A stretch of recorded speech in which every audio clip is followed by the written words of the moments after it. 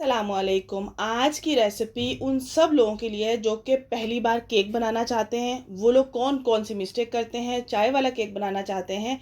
आज की मेरी लाइव क्लास थी और लाइव क्लास में मैंने कौन सी टिप्स एंड ट्रिक्स इस तरह की शेयर की हैं जिससे आप लोग अगर फर्स्ट टाइम भी केक बना रहे हो तो परफेक्ट बनेगा। और अगर आप लोग केक्स बनाते रहते हो तो आप लोग उसमें मिस्टेक्स क्या क्या करते हो जिसकी वजह से खुशबू नहीं आती, जायका नहीं आता, बेकरी वाला नहीं लगता, कलर नहीं अच्छा आता, पतीला में करते हो तो उसके टेम्परेचर समझ नहीं आती। मैं छोटे छोटे से पॉइंट आप लोगों के साथ शेयर कर रही हूँ, तो वीडियो कंप्लीट देखिएगा। आप लोग परफेक्ट जो है ना वो चाय वाला केक बना सकते हैं। बिस्मिल्लाहिर्रहमानिर्रहीम। अच्छा, इनके पास ना भी कोई टूल अवेलेबल नहीं है, कुछ भी नहीं था, बस इन्होंने कहा है कि आप मुझे छोटा सा ना एक ऐसा केक बनाना से बता दो जिस पे मैं प्रैक्टिस कर सकूँ। ये मेरी बहुत अच्छी दोस्त भी हैं, हमारी नेबर भी हैं।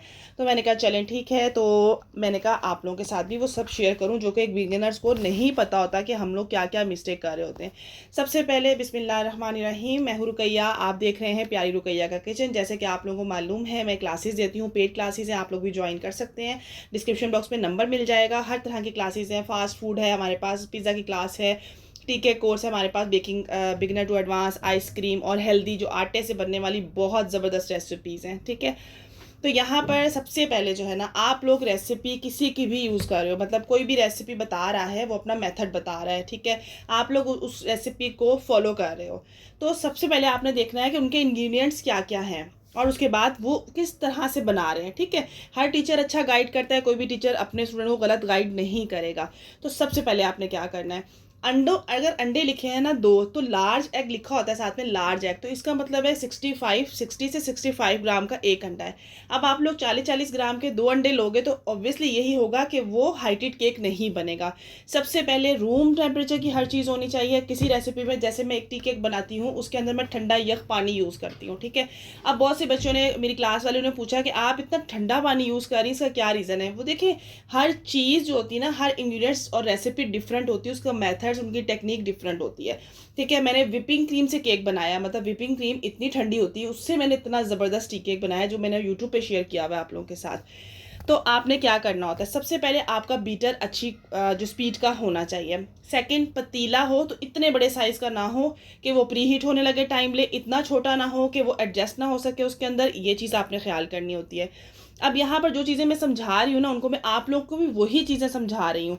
उसके बाद जिस मोल्ड में, जिस बोल के अंदर आपने इसको बीट करना है, वो ज़्यादा बड़ा आपने नहीं लेना। ठीक है, इतना लेना है और थोड़ा सा ना उसको टिल्ट कर लेना है, कि थोड़ा सा उसको तिरछा कर लेना है ताकि आप लोग अच्छे तरीके से उसको बीट कर सकें।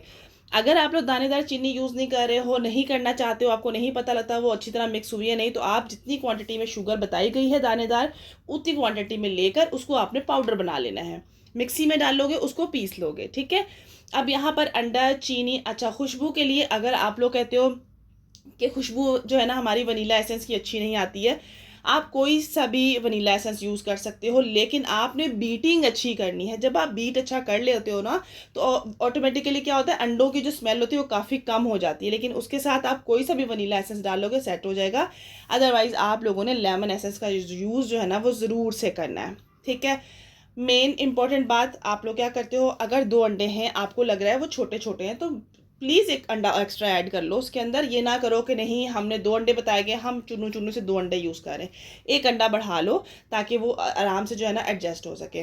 दूसरी बात, आपने उसको बीट अच्छे से करना है। आप लोग क्या करते हो, बस ऐसे ऐसे मिक्स किया और वो लिक्विड ही होता है, थोड़ा सा थिक होता है, तो आप लोग उसको बस मिक्स करके साइड पे कर ले, तो ऐसा नहीं करना है आपने। ठीक है, आपने क्या करना है, उसको आपने बहुत अच्छे तरीके से उसको बीट करना है ताकि वो अच्छा सा फ्लफ़ी बैटर बनेगा, तो ही आप मिक्सिंग करोगे तो वो सही तरह से ना बेक हो जाएगा, हाइटेड बनेगा। अब ड्राई इंग्रीडियंट्स की तरफ अगर आते हैं हम लोग, तो हम लोग क्या करते हैं, मिक्सिंग करने के दौरान बड़ी बड़ी गलतियां कर लेते हैं। हमें लग रहा होता है आहिस्ता आहिस्ता और स्लो मिक्स करना है, तो हम आहिस्ता आहिस्ता के चक्कर में इतने आहिस्ता हो जाते हैं कि वो सारा जो हमने एग को फ्लफ़ किया होता है वो सारा बैठ जाता है। देखो, हैंड विक्स सबके पास मौजूद होता है ना, आप लोग बिगिनर हो, हैंड विक्स होगा आपके पास, स्पैचुला भी होगा, आप हैंड विक्स ले लो। विस्क जो है ना, हैंड विस्क जो है उसके आगे से थोड़ा बड़े वाला लेना, आप उसको हल्का हल्का रोटेट करो जिस तरीके से मैं वीडियो में दिखा रही हूँ। पहले ऊपर की साइड से रोटेट करते हुए आप लोग नीचे जाओगे, एकदम से हमेशा बेकिंग जो है ना वो पेशेंस के साथ, आराम तहम्मुल के साथ आपने करनी है। जल्दबाजी में बेकिंग हमेशा ख़राब होती है, ठीक है। ये छोटी छोटी सी चीज़ें होती हैं। अब आपको जब बताया गया है कि आपने मिल्क ऐड करना है, ऑयल ऐड करना है, आपने उसी टाइम वो चीज़ें ऐड करनी है। और जब आपने अंडों को फ्लफ़ कर लिया हुआ है, ड्राई इंग्रीडियंट्स डालने से पहले जब आप ऑयल या मिल्क डाल रहे हो, कोशिश करनी है उसको ज़्यादा बीट नहीं करना, ठीक है। मतलब की पॉइंट ये है कि जब आपने अंडों को अच्छा सा फ्लफ़ करके बीट करके अच्छा फ्लफ़ कर लिया है, उसके बाद आपने एहतियात करनी है। हर चीज़ आपने आराम आराम से स्लोली ग्रेजुअली ऐड करनी है उसके अंदर, ठीक है। हैंड विस्क कर लिया। अब स्पैचुला के साथ आप एक बार कट एंड फोल्ड वाले मेथड से चेक कर लो कि कहीं कोई मैदा नीचे तो नहीं बैठा हुआ। यहाँ पर भी आपने बहुत ज़्यादा इसको ओवर मिक्स नहीं करना है। रेसिपी आपको डिस्क्रिप्शन बॉक्स में ये वाली मिल जाएगी जो मैंने उनको सिखाई है। आप लोग भी इस रेसिपी पे प्रैक्टिस कर सकते हैं, ठीक है। तो अब यहाँ पर क्या होता है, पतीले को आपने 10 मिनट पहले मीडियम टू हाई फ्लेम पर प्री हीट करना है। इतना प्री हीट करना है कि आप पास खड़े होगे, आपको उसकी हीट महसूस होनी चाहिए, ठीक है। अब यहाँ पर इनके पास कोई मोल्ड नहीं है, पतीला है तो वो इतना बड़ा पतीला है, छोटू है तो वो बहुत ज़्यादा छोटा था। तो मैंने क्या किया, जबकि मुझे 2 डिफरेंट तरह के केक बनाना बताने थे, मैंने कहा था एक मार्बल भी बता देती हूँ, लेकिन फिर मैंने एक को 2 जगह डिवाइड कर लिया और उनको बता दिया कि अगर आपने इसमें आलमंड की चेंज करनी है तो आप आलमंड पाउडर ऐड कर दीजिएगा इसके अंदर।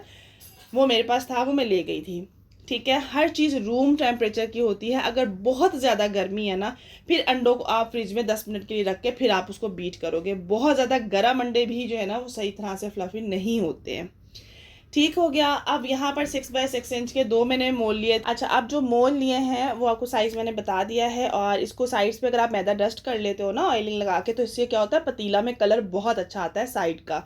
तो ये छोटी छोटी टिप्स थी जो मैं उनको साथ साथ गाइड कर रही थी, क्योंकि इन चीज़ों का पता होना बहुत ज़्यादा ज़रूरी है। हम मिक्सिंग के दौरान जो है ना, जब हम मिक्स करते हैं तो हम वहाँ गलती करते हैं, हम अंडों को जो बीट करना था वो सही बीट नहीं करते, और हमारा इलेक्ट्रिक बीटर सही वाट का नहीं होता। 300 वाट से ज़्यादा का होगा तो आपका हर काम बहुत अच्छा होता चला जाएगा। तो आपने इन्वेस्ट करना है तो बीटर पे लाजमी से इन्वेस्ट करना है, ठीक है। अक्सर बच्चियाँ मुझे क्वेश्चन करती है कि हम जो विपिंग क्रीम है उसको ग्राइंडर, जूसर, जग वगैरह में कर सकते हैं बीट, तो ऐसा नहीं होता। आपको उसके लिए इलेक्ट्रिक बीटर को ही बाय करना पड़ेगा, ठीक है। तो यहाँ पर जो है ना काफ़ी टाइम हो गया था, बहुत लेट हो गया था, तो मैंने कहा कि चले मैं एक ही को ना 2 में डिवाइड कर देती हूँ। एक में आप कलर ऐड कर सकती हैं, फ्लेवर ऐड कर सकती हैं, ये सारी टिप्स एंड ट्रिक्स उनको दी थी।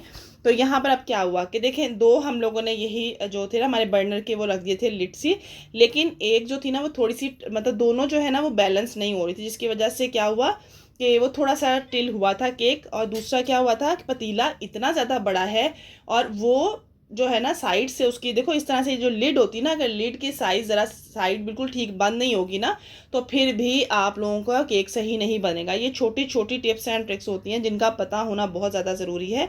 अगर आपने इस रेसिपी से बनाना है तो डिस्क्रिप्शन बॉक्स में आपको मैं रेसिपी दे दूँगी, आप लोग इस पर प्रैक्टिस कर सकते हो। इसको आप लोग इजीली क्रीम वर्क भी इस पर कर सकते हो, इसको चाय के साथ भी खा सकते हो। मतलब ये एक वनीला स्पॉन्ज ही है, वनीला केक ही है, जिसमें आप अगर थोड़ी बहुत एसेंस चेंज करते हो तो आप इसको टीके के तौर पर भी खा सकते हैं, ठीक है। क्योंकि इसके अंदर फिर हमने ऑयल और मिल्क वगैरह ऐड कर दिया हुआ था, तो दोनों बहुत ज़बरदस्त बने थे, इतनी अच्छी खुशबू आ रही थी। लेकिन हमेशा 4 से 8 घंटे बाद, रेस्ट के बाद आप लोग उसको खा सकते हैं। अल्लाह हाफिज़।